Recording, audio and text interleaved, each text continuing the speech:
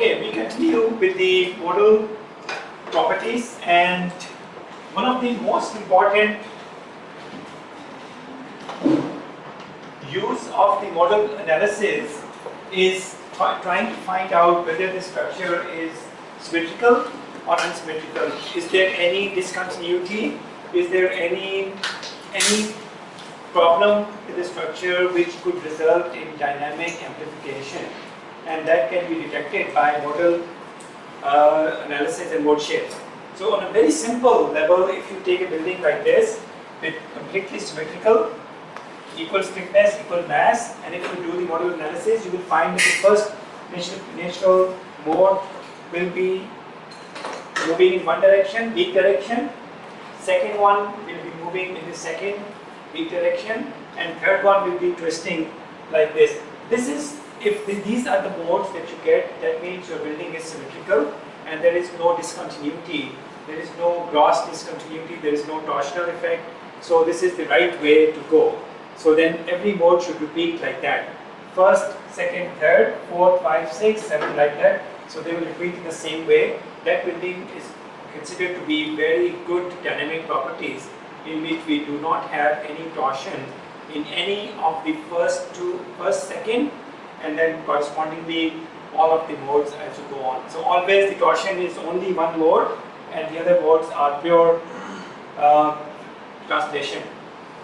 And the translation mode will start with the weak direction first and then go to the strong direction. And then torsion should be stronger than the first two modes. So we want to make sure that the torsion will not be excited before the translation modes are excited. So the weak modes are excited first. That is the idea. In this case, if I put a shear wall here in the corner, now the stiffness center will shift. So now the stiffness center will not be here, it will be somewhere here.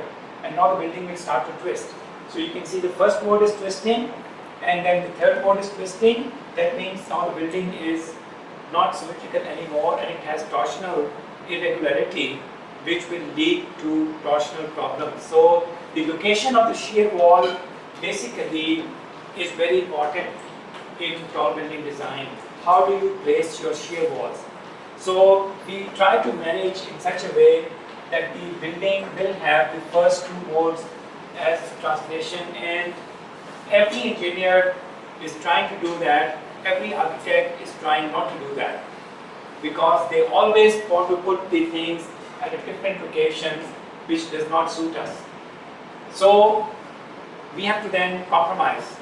And we will say, okay, you want to move the shear wall here, then give me a wall here and here that I can balance the stiffness. So I can move the center of stiffness back to the center of mass. So center of mass and center of stiffness should match. If they are at the same location, then you will not have torsion. But the problem is the buildings change height. Top, podium, small tower. So each floor, the mass and stiffness may not lie at the same location.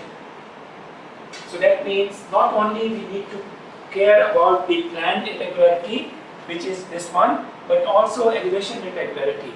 That means the mass and center, if it is here, actually it keeps shifting on every floor because the walls keep moving or structure becoming bigger and smaller, and that creates double irregularity. Elevation irregularity as well as planned irregularity, which changes on every floor or every few floors, and that is really worse. So we have to remove or minimize both the planned irregularities as well as the elevation irregularities. And if there is a change, we have to make it gradual. I mean, like I said, I could spend many hours, many days talking about just how to make the building behave in a good way by looking at the model properties. So many things to talk about, so many things to say about this one that we could have a lot of time. But mostly you need to be able to read the model analysis, read mode shapes, and fix the building so that the response becomes reasonably good. I cannot say much more on that one, and we talked about all of this. Ground motion now. You know this equation, right? Everybody knows this. Okay, so this is a very interesting equation. Why is it interesting? This equation does not have mass and stiffness in there. So which means that this equation does not have a particular building properties in the equation. It only has two important parameters. And what are those? Damping ratio and frequency. That's it. That means this equation is extremely general and it does not require specific information about a particular building except the modal properties and the damping information. So because of that, we are able to generalize this, and because of that, now coming back to the question, where does response spectrum come from, we're leading to that we can generalize the response because of this equation's nice properties, that it does not need information about the building itself, but only needs information about frequency, which of course is dependent on mass and acceleration, but it's a side story. If we only know the frequency and the damping, we can solve this equation. And if you change the damping, you get a different response. When you change the frequency, you get a different response. And that is perfect for us to generate response spectrum curves. Because when you put these two things in here, known values, the rest is all displacement and its derivatives, correct? So that means you can then solve this equation for a given time, and you can get so this is the input. Ground motion here is, you input that with the time, and for every time you put this value here, you get a corresponding displacement value, and then you can plot it over time. So this is the ground motion, input, plot versus time. This is the response, plot versus time. And you can see the two are not the same. So a lot of people misunderstand that the force on the structure is generated by the ground motion or ground acceleration. That is not true. It is generated on the response acceleration, because F is equal to ma is based on the mass corresponding acceleration at that location, not the ground motion. Ground motion is an input, but from this one you will get an output which will be the response displacement or response acceleration or response velocity, and based on that then you can calculate the forces and everything else, right? Because once you get displacement, first derivative velocity, second derivative acceleration. Once you get acceleration, you can get forces. So you can solve everything, correct? So basically we use a structure, we take out the natural frequency, we specify a damping, we go to this equation and solve this equation for every time step, and then get the corresponding response, and we can get this response from the structure in terms of displacement at any location, at a force in any location, any response that you want, you can get it, correct? And then the maximum values of the entire response can be recorded. Of course, we know, but sometimes we may only be interested in the maximum and the minimum value from the response. So, if you have a building, it has many modes, mode 1, mode 2, mode 3, each mode has its own frequency, right? And if you specify the damping for that structure, let's say 5%, then you can solve that equation and you can come up with the graph, response graph for mode number 1. You can come up with response graph for mode number 2 and mode number 3. Each response can be plotted by simply changing the frequency for each mode, correct? And from that we can pick up the maximum value. Doesn't matter where it is, negative or positive, we are not bothered by that. Just pick up the maximum ordinate of the displacement or the acceleration, whatever you're looking for, and then you can plot these values against the input frequency that you specified, and you get your response spectrum.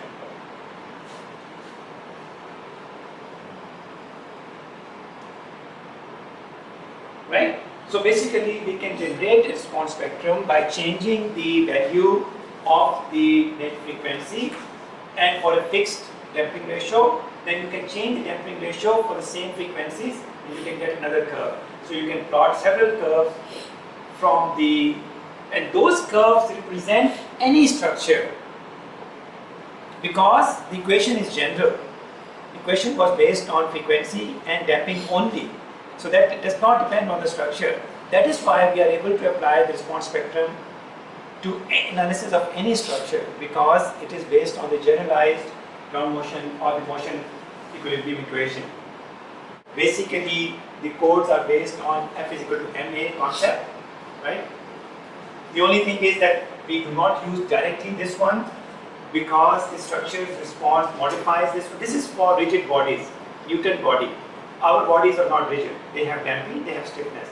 And because of that, they are modified, and we normally have a factor, modification factor with that, which modifies the acceleration by some factor.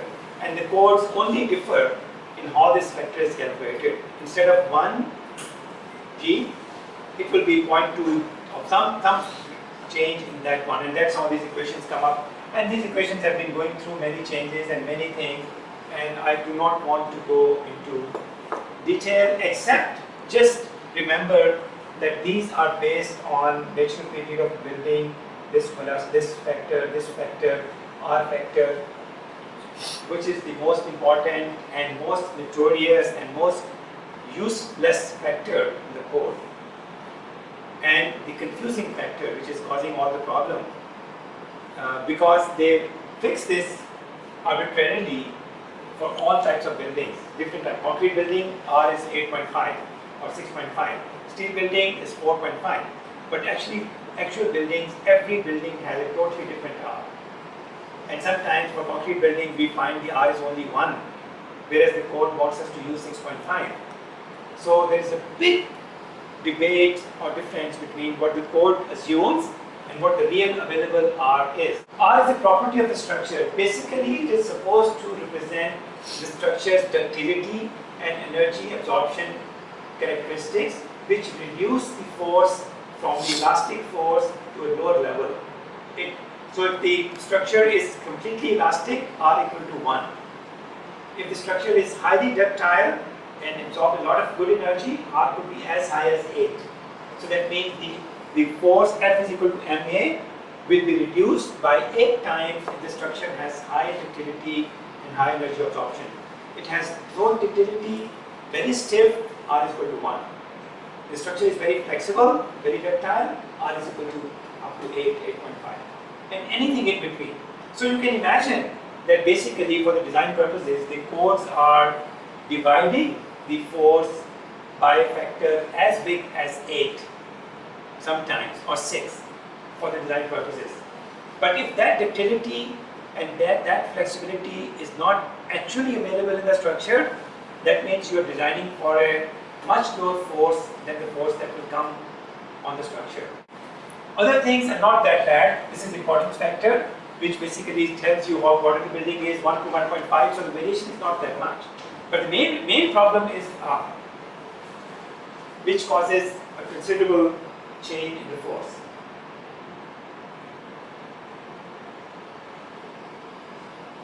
This is the new equation, 0.6 and onwards they change. This is the new format. So basically there is a correction factor, acceleration modification factor more clearly, and this is based on this equation, that equation, that equation. UBC is gone, no more. UBC is no more. IBC is the approach is there we are using now. IBC approach is a bit different from UBC approach, as you can see from here. So this is the modification factor multiplied by the weight, right? So this should be actually G or A, right? F is equal to ma. This is, but we are saying that this is the correction factor for that, and this is based on STS. This is the derived from 2/3 of SMS, and SMS is actually coming from the spectral acceleration multiplied by a soil amplification factor. So the theory starts from the ground. So now this equation is very complete. It is saying it has the entire story in there. So the story is like this. That is the structure's response acceleration factor for a particular location, which is derived from the acceleration at that location, and assuming this is a single degree of freedom structure, you derive that. This is for short period. That means less than 1 second, the maximum possible. And this is adjusted by a soil profile at that location, because the ground acceleration is assumed to be at the epicenter. Then it is modified by the soil by the time it reaches the structure. This is a soil modification factor which can vary depending on the soil. So this is the corrected maximum possible response from that structure at that site. And this is based on what is called the MCE, maximum credible earthquake. So based on that level of earthquake, this is estimating what will be the response acceleration approximately at that location. Then we take 2/3 of that for the purpose of design. We call it as DS, design spectrum acceleration.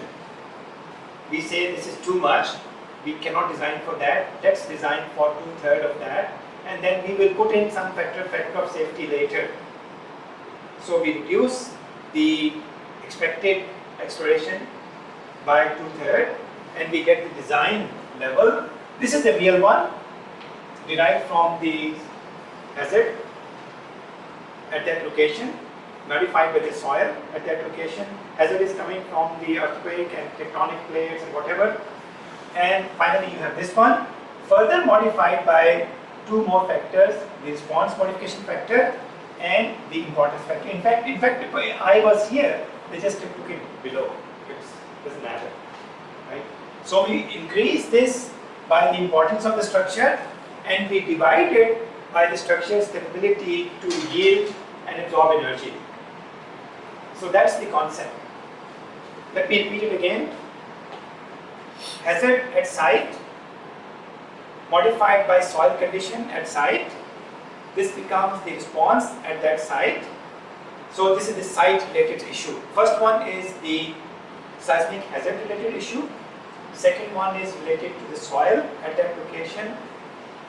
Third one is related to the type of structure. Fourth one is related to the importance of structure. So the entire story is complete. So everything is now incorporated somehow into this code. So the structure is important, this factor will be larger. If the structure is very ductile, this factor will be larger. If the structure is not so good, this factor will be smaller. So you are penalized for making a structure not ductile. So you have 2 choices. You can make the structure not ductile, or will become smaller, and then your force will become larger. Or you can make the structure very ductile, you get a better R, your force will be reduced. So this is a balance between force and ductility. If you make the structure very ductile, you get benefit in R and your design force goes down. And if you cannot do that, your design force goes higher. So either way, the code is trying to get the safety out of you, either providing greater strength or greater ductility. Right? For example, if you design a concrete structure and make it a special moment resisting frame with all the ductility and confinement is the key, put confinement everywhere, right? You get an R equal to 6.5 or even 7. If you do not do that, you get an R of 4. So your force increases. So you still have to put a lot of reinforcement, just in the wrong direction. Confinement reinforcement will be here. Force reinforcement will be vertical for the column. That's the shear, right? So that's the basic story. But the main equation is quite nice. Logically, very, very well thought out and includes everything. But not directly, indirectly. For example, your actual structure's ductility is not reflected. It is just saying make it special moment resisting frame and follow these rules, you get this benefit. But there is no in between, right? And then comes the distribution of this force along the height. This is the total force generated by the structure at the base called base shear. And then you distribute this force in the building using an inverted triangle approach, which is matching with the first mode distribution. So basically all of this does not apply to tall buildings. Simple as that. Because in tall buildings, first mode is not the only mode. It's not most important. Base shear comes from higher modes. So not from the first mode. So all of this information is not suitable for tall buildings anyway. Right? This is used for buildings less than 50 meters in height. If the building is more than 50 meters, this information, this logic may not be applicable. Your building is, how tall is your building? 120 meters. So you are outside this range.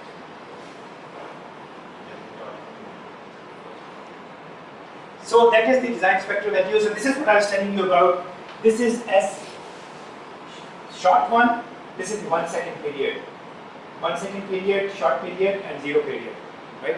And the spectrum looks like this. This is the typical spectrum, response spectrum, and it is derived from the procedure that I showed you earlier, right? By plotting the natural period, different natural periods, and different response, and then you get this curve, and then an equation is developed. Actually, the curve is not exactly like this. It is smooth, but it is idealized to be like this. No real phenomena is like this. Nothing changes like that. Actually, the curve goes something like this, smoothly, but they make it like that. Design categories, as I was saying, is very important. You specify what is your structure in terms of the design importance. That means, where is it located? How bad is the soil? How high is the hazard? How good or bad is the building? Everything combined together comes into design categories. Right? Important buildings on a bad soil in a high risk zone, highest category. Similarly, good building in a low risk, good soil, lowest category. So based on that, every decision is made. This is a very logical system. It's actually, if you go behind the development of the code, it is quite good compared to previous codes, and getting better all the time, and getting complicated all the time, obviously. UBC 97 was extremely simple, right? Then getting complicated every time, but getting better.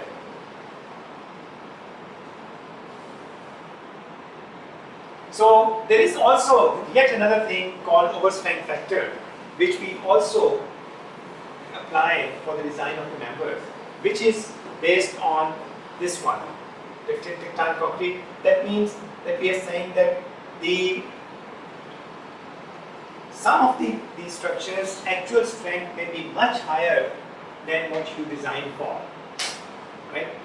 So this is a factor that you need to account for, that actual strength may be much higher than what you design for, and that correction must be made in the calculation of the R factors and the ductility factors.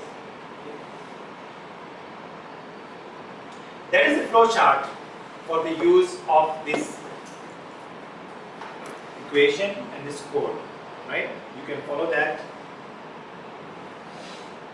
That is the data when you use ETABS. The entire code procedure is already inside ETABS. So if you want to use equivalent static method, you just enter the data, all the data that you, and then based on that, the program will go to those tables and then go to those formulas and then apply the force according to that. So it's the whole procedure is actually automated in the program. So you can still use the equivalent static method by using the program. So this is the UBC 97 and this is IBC comparison between these two codes. Response spectrum, coming back to this one. So This is a good picture showing what I was telling you earlier. It is saying that you do that for different national periods, and from each period you calculate the maximum and you plot it on the curve and you get the response spectrum. It's a nice diagram also made by Mr. Murthy. Professor Murthy, he's really done a good job explaining things in a nice way. Right? So it's very clear, time, ground acceleration, maximum value from each one taken, plotted against the time period, you get the response spectrum curve. So that's it. That's the story behind the response spectrum curve. And that means after this curve is available, you just calculate the frequency for the structure, you go to this direction, calculate the response, and you get the response acceleration. And multiply that response acceleration by the mass at the application, you get the force at the application. And after that, it's an analysis. Right? So this is what the response spectrum is, how it is used. And this is response spectrum without damping, because damping was also one of the thing in the equation, right? So if you change the damping, the response spectrum simply scales down because it's a scalar factor. So response spectrum without damping, 5% damping, another damping, 2% damping, something like that, 2%. So as damping increases, the force starts to come down, right? And that is very interesting, because damping is not constant in a structure. Damping is low for a new structure. As the structure becomes older, damping increases. New structure damping 1%, older structure 2%, damaged structure 5%, highly damaged structures 15%, 20%, and that is one of the things that we rely on. And that is a self-preservation mechanism in the structure. Because when the structure started new, damping was 5% or 3%, the force was very high. Because here, 0 and then 3%, right? Damping force will be very high. But when so the force comes, the structure is damaged. As soon as it is damaged, the damping increases.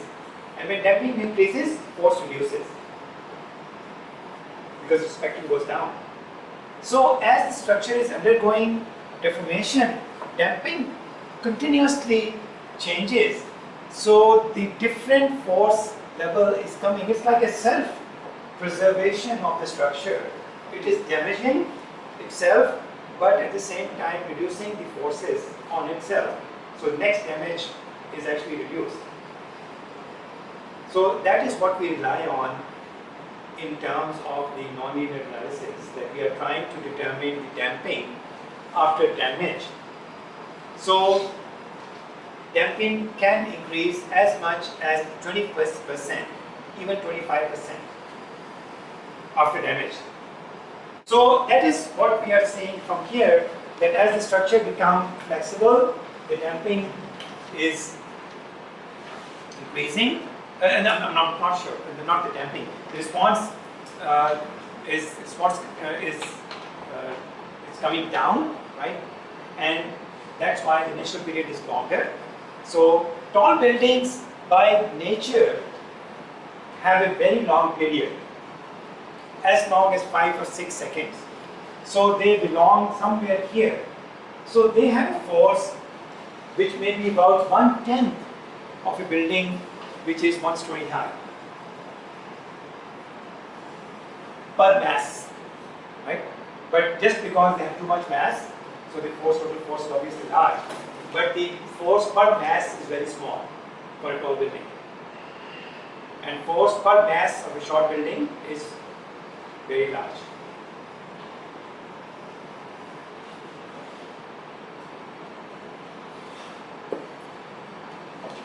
This is a displacement, velocity, acceleration, response representation, what you were talking about.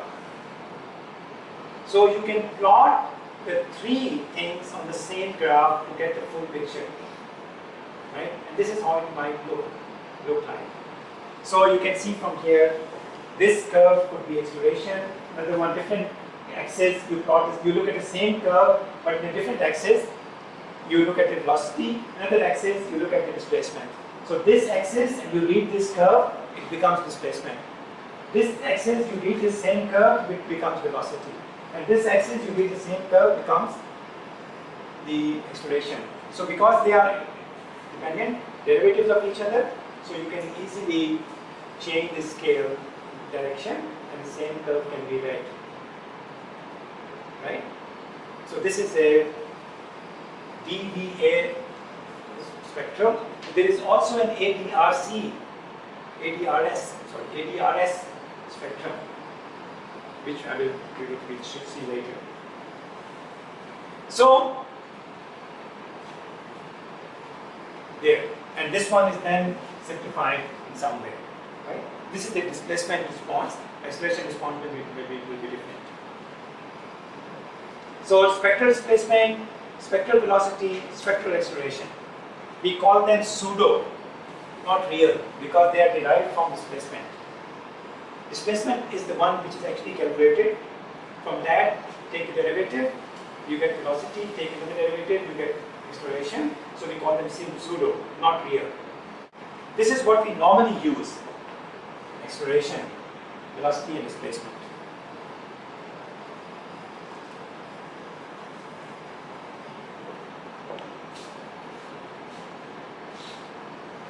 And then they are modified by the soil. And this is very interesting. This is Bangkok. So the Bangkok's response spectrum looks like this. Normal will look like this. This goes and peaks. In fact, Bangkok goes in further and peaks at 2 seconds because it's really, really soft and very deep. So in Bangkok, in most countries, the highest force will be generated for a short building per mass. In Bangkok, the highest force will be generated for a building which is about 20 story high. So buildings which are in the 20 to 30 story range, they are most susceptible to long distance earthquake. This is the response spectrum. What is the main issue with this response spectrum now? The problem is the modes. Because one structure has a million modes, all at the same time. But this curve gives you one value at a time. That means for the first mode, let's say the first mode is 1 second, you get this value of response. Second mode is 2 seconds, you get this value of response. What do you do with them? Because the structure has both the modes. So which one do you use out of that? And that is the problem, because the structure is vibrating in all of the modes, and so the response is actually coming from all of the natural frequencies. What do you do with that? Do you add them together? What do you do? And that has been bothering engineers for a long time. And that is where this problem comes in, modal combination rules. How to combine the modes? Absolute sum, which nobody uses, is incorrect because they don't happen at the same time. This was used for a long time, and people say, no, let's go one more further. Make it more, combination should be more weighted, right? So this is more weighted combination. This is just the square of sum of squares, right? Combination. This is a simple combination. So people have been doing research which combination is better, but basically we need to add the effect of all the modes in some way. Most people believe this is the best one at this time, CQC. So that is why when you run the program eTabs, it will give you this as a default. Previously, this used to be default. In future, there may be another one, right?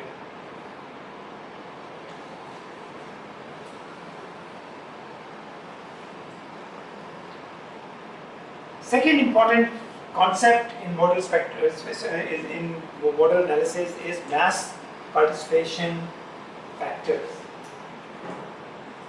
Because one mode is deforming in a certain manner, has a corresponding acceleration, the question is how much mass is moving in that mode so that this factor should be multiplied to which mass? Because single degree of freedom, which is originally used, has only one mass. So whatever factor it is, you multiply by the mass, is no problem. But in a real building, there are many masses distributed in various locations. So the question is, in each mode, how much mass or which mass should be multiplied? and that information comes from mode shaping. So for that particular modal response acceleration factor multiplied to the masses in proportion to the deformed shape of that mode, right? And then after we do that, we check how much mass was participating in that mode. That means how much mass moved in that mode. Like for example, if the building is small, in the first mode, the whole building is moving almost except the foundation. So maybe about 80-90% mass will be participating. But in a tall building, where first mode may only move some portion of the mass, right? The higher modes may move the remaining portion of the mass more than the first mode. So we need to see which mode is moving. So ETABS, when you go to ETABS, you should see, when you run the modal analysis, go to the results and check the modal participation factors. It will show you for each mode what is the percentage of the mass participating in each direction. You must make sure that they all sum up to 90 or 95%. And that is the number of modes that you must include in your response spectrum analysis. You cannot base the response spectrum analysis on only first, second, third mode. You must include sufficient modes to capture all of the mass of the building in that direction. Right? So that is where the things start to get complicated. You need to know too many things. And that's why response spectrum analysis is not as easy as it seems. And then there is a problem with the directional combination, which is another issue. Because the building has complicated modes, some moving this way, some moving that way, some torsion, some twisting, some diagonal. So how do you account for the direction? Which direction the earthquake is coming? Which direction we have to add? And people have been debating. There are many rules on the directional combination also. Some people use 30-30, 130 rules. Some people use 100-100 rules. Some use 30-30 rules, things like that. Most common rule is that you add 100% in this direction plus 30% from the other direction into the same analysis. Right? How do the codes come up with their response spectrum curve? They use hundreds of ground motions, real ground motions, and get the response spectrum from many ground motions, and then take the envelope of that response. Because one ground motion is not enough. The input ground motion, you have to try many. So they use hundreds of ground motions, possible ground motions, and then plot the response spectrum from each ground motion, because each ground motion will give you one response spectrum curve for different periods. And then you draw many of them, and then you get from that will become your design spectrum, which will cover many types of earthquakes. So what is input? Finally, summary. What is required for response spectrum analysis? Practically, this is what you need.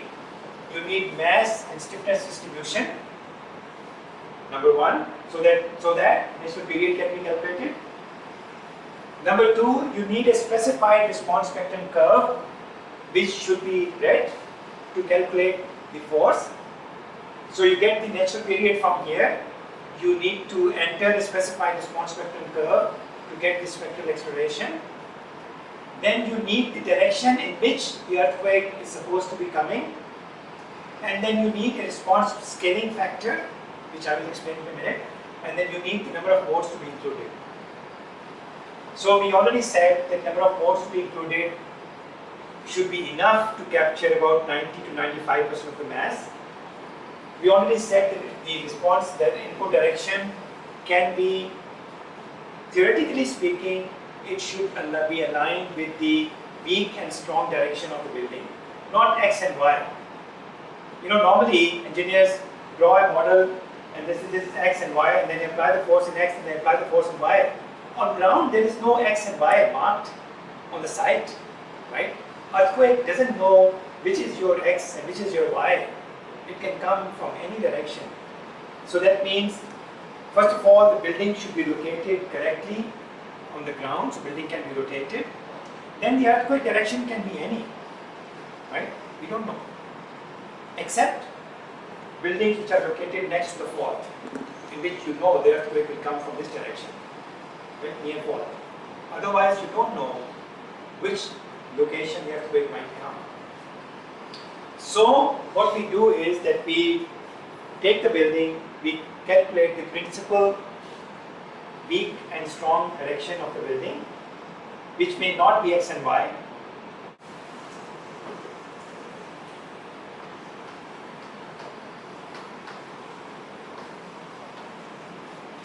This is a building, right? X and y. But building actually, principal axis of the building will be like this. Just like a cross section. So, really speaking, the forces should be applied in these two directions to get the right type of response, because that direction was not the right one. You will miss some things. For example, if the building is like this may have slightly angled axis. So applying the force in this direction will result in a different distribution of forces in column than applying in this direction. So the right way is that you calculate the principal direction of the building, which can be derived from modal analysis. First and second mode will tell you what are the, if you do the animation, it will show you in the direction the building is moving, that is the direction of the weak, and second mode, second direction. So you can get those directions from modal analysis and then apply the forces, one response spectrum in this direction, one response spectrum in second direction, right? And then you add them together by using 30, 100 rule or whatever rule you want to do. So it is important to specify the direction of the building as well as the direction of the ground motion. So you must do at least two directions for each building, weak and strong. So two response spectra must be done and then the results are combined. So we need to calculate the scaling factor based on what units are you using, number one, and the scaling between the mass and weight must be corrected, because what you specified in the model is not, we need the mass, right? What you specified may have been maybe equal to the weight. So you need to convert that, plus you need to convert the scaling in terms of, sometimes the codes say that you need to use a minimum total base shear equal to a certain value compared to the equivalent static load, 90% of the equivalent static load. So you may need to calculate that scaling factor. So the code says that you first calculate the force from the equivalent static method, that becomes your basis. Then you calculate the force first time with the response spectrum, and this should be within 90% of that. If not, you scale it up, right? It should not be below that. And if you scale that up, then you get a factor plus the G factor, the expression, ground expression factor G, to multiply to the A on the spectrum, because that is a fraction of the G, right? So both these factors combined together give you scaling factor.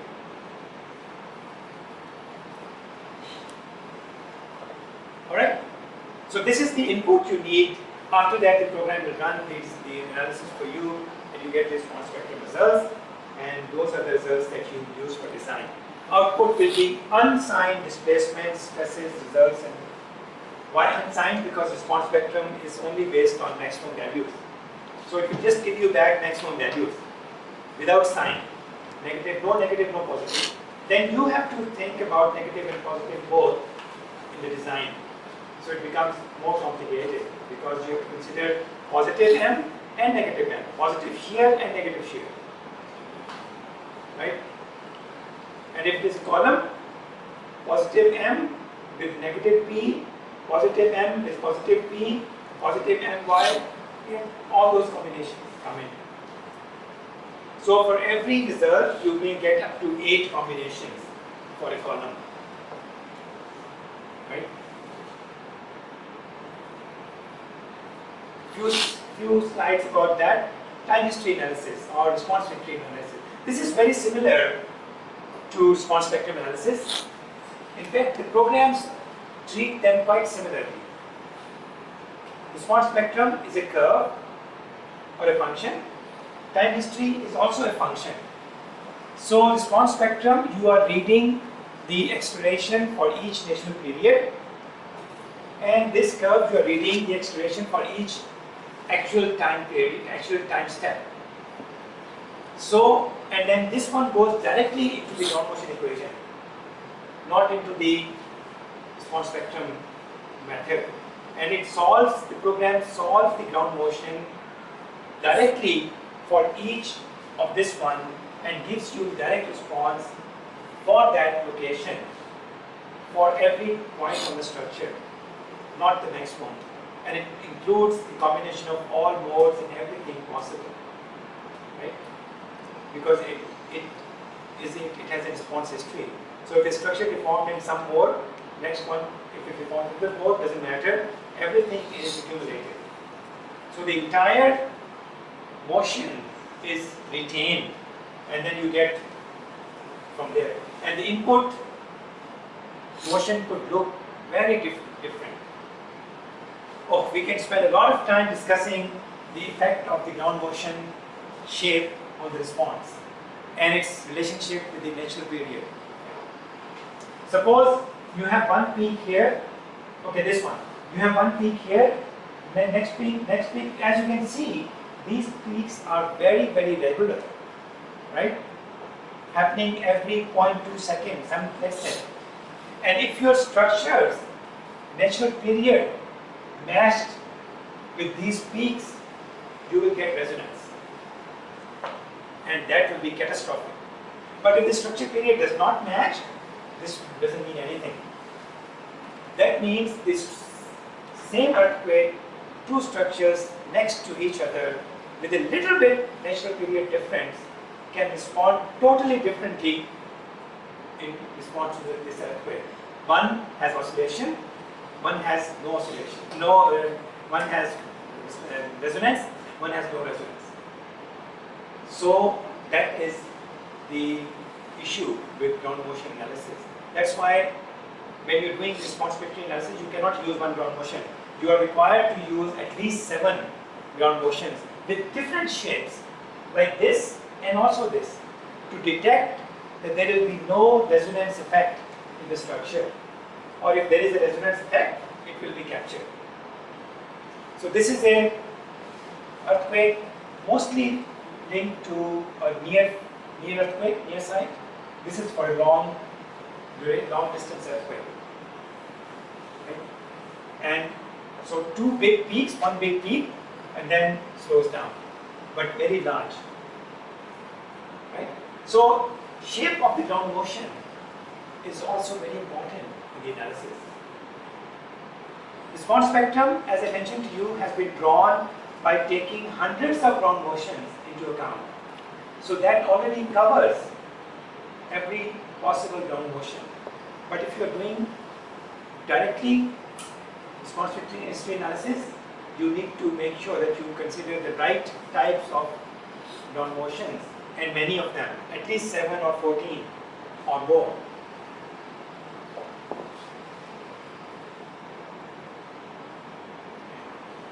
Surprisingly, the input for ground motion analysis, response history analysis and response spectrum analysis are almost identical. Nothing much is needed. Mass and stiffness, acceleration time record instead of the response spectrum curve. The scaling factors, same thing, direction factors, and analysis time step. How fine you want the program to read that curve. Right? This is a very important thing. Weak beam, strong column concept. So when you design a building, we have to make sure that the column is stronger than the beam. So the beam will fail first before the column, which is logical, but is impractical in many short buildings, low-rise buildings. Why? and the beam is big because the span is the same, but gravity load is small, so people make a small column, and it's almost impossible to do this in short building, and that's why the short buildings become even more dangerous than tall buildings. First of all, the acceleration coefficient is high. Second, you cannot make the columns too strong, so it becomes a problem. 4 commandments of seismic design. Number 1, overall layout of a lateral load resisting system should be symmetrical, low eccentricities, those kind of things. Those shall determine code prescribed forces and deformation based on that, and analyze the building for combined effects of gravity and seismic loads, and stiffness, inelastic deformations are important. So just try to make it more interesting. Right? These are not the keys, these are commandments. And now you can see that static load has one result, response spectrum has positive and negative result, time history load case has one for each time step, and nonlinear load has one for each load step. And when you have nonlinear time history, you combine them together, double. For each time step, you have one for each load step. So each time step also has load steps in there.